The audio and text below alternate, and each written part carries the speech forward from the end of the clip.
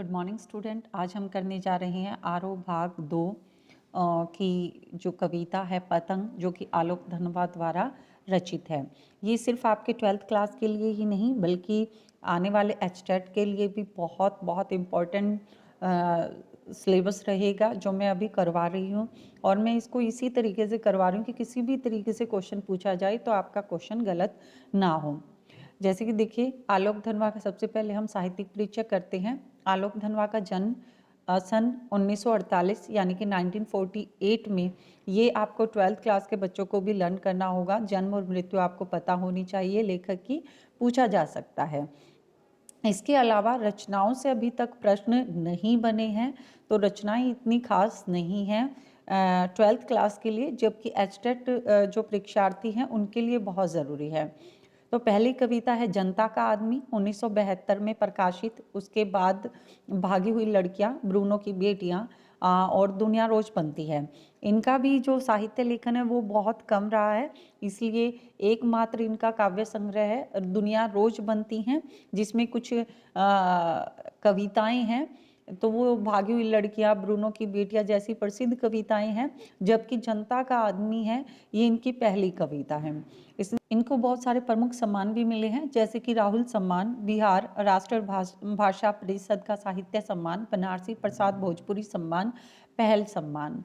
इस प्रकार से जो एचटेट में ऐसे सम्मान जो हम सोचते हैं कि ये तो इम्पोर्टेंट नहीं है, वो भी पूछ लेते हैं। जैसे कि ये पूछा जा सकता है कि बनारसी प्रसाद भोजपुरी सम्मान किसको मिला या पहल सम्मान किसको मिला, जबकि पूछा एनसीईआरटी से ही जा रहा है, लेकिन हमें उस वक्त याद नहीं रहता।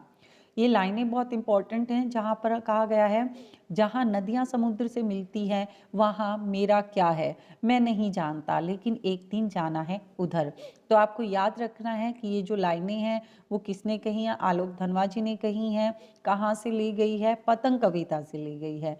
ये पतंग कविता में नहीं है, इसको पतंग कविता में शामिल नहीं किया जाना चाहिए। ये आलोक धनवा द्वारा रचित जो दूसरा साहित्य है उसमें से ली गई हैं, जो दूसरी कविताएं हैं। 7वें 8वें ये एचटेट में पूछा जा सकता है, तो ये बताया जा सकता है कि ये पंक्तियां देकर पूछा जा सकता है ये किसके द्वारा रचित है, तो ये आलोक धनवा द्वारा रचित है। जहाँ नदियाँ समुद्र से मिलती है वहाँ मेरा क्या है, मैं नहीं जानता लेकिन एक दिन जाना है उधर। 7वें 8वें दशक में कवि आलोक धनवा ने बहुत छोटी अवस्था में अपनी गिनी चुनी कविताओं से अपार लोकप्रियता अर्जित की। सन 1972-1973 में प्रकाशित इनकी आरंभिक कविताएं हिंदी के अनेक गंभीर काव्य प्रेमियों को जबानी याद रही।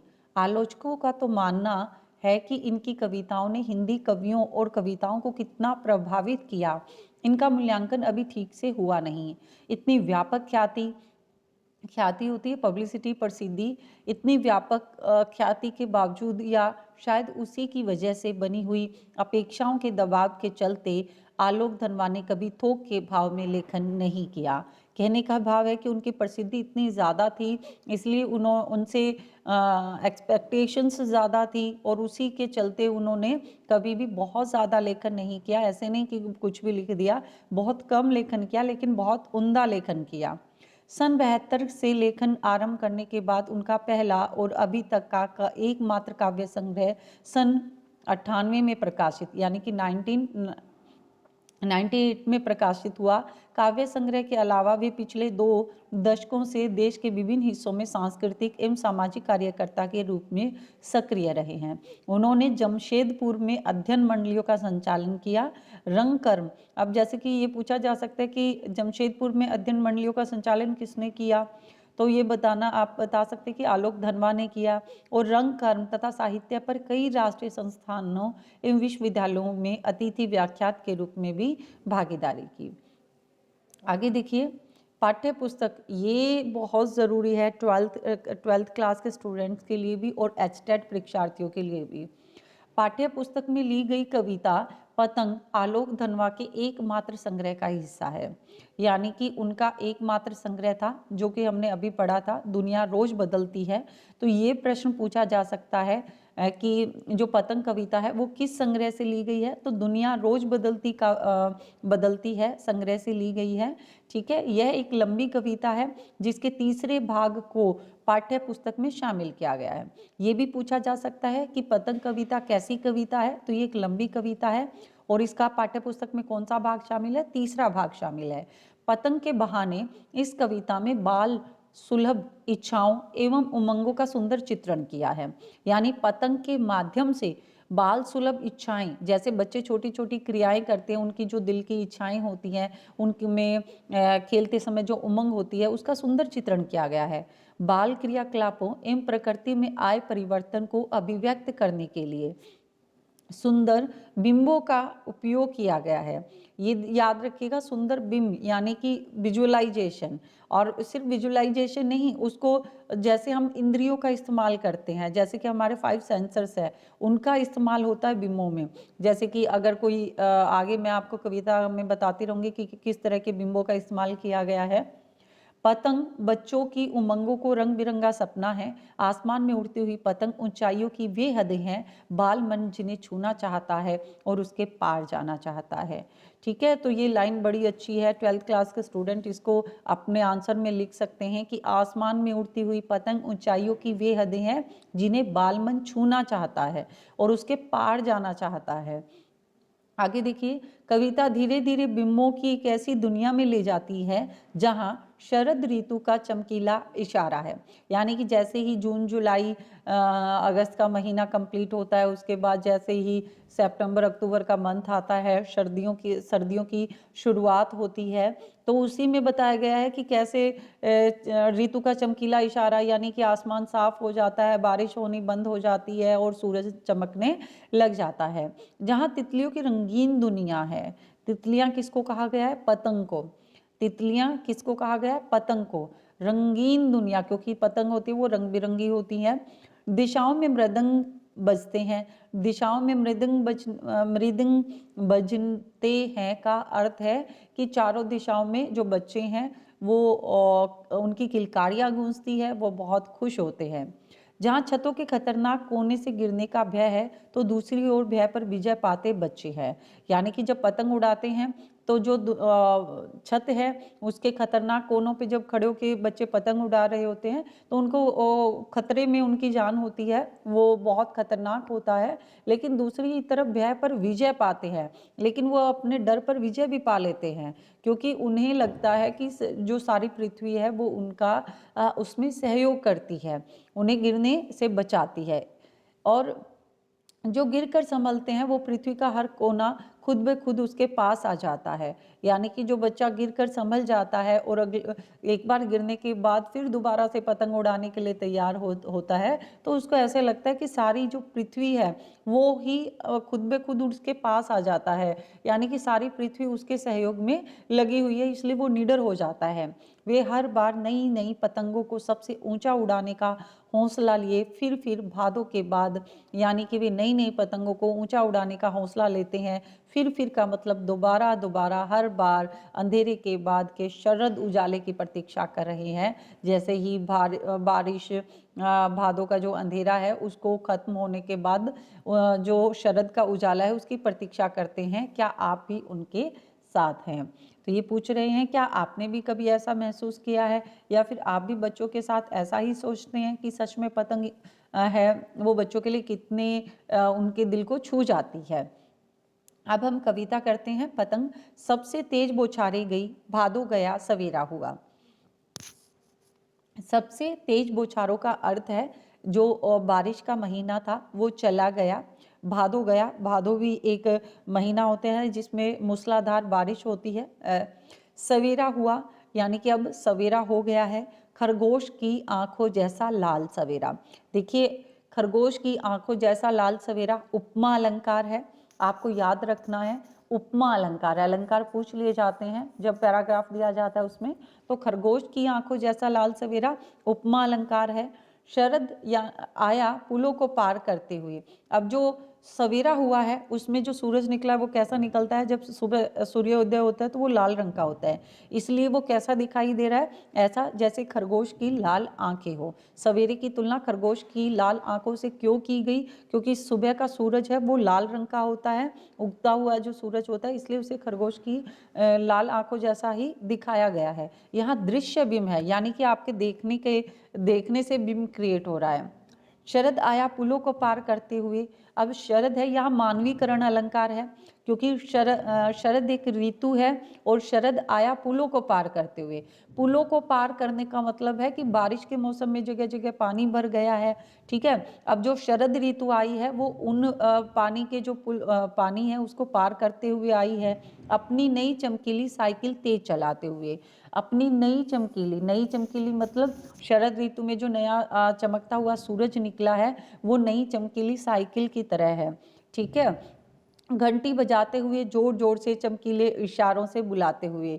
अब कवि कह रहे हैं कि जो शरद का नया सूरज निकला है वो एक तेज साइकिल की तरह नजर आ रहा है, क्योंकि वो चमकीला है और ऐसा लग रहा है कि जैसे घंटी बजा बजा कर जोर जोर से चमकीले इशारों को यहाँ पर विशेषण दिया गया है।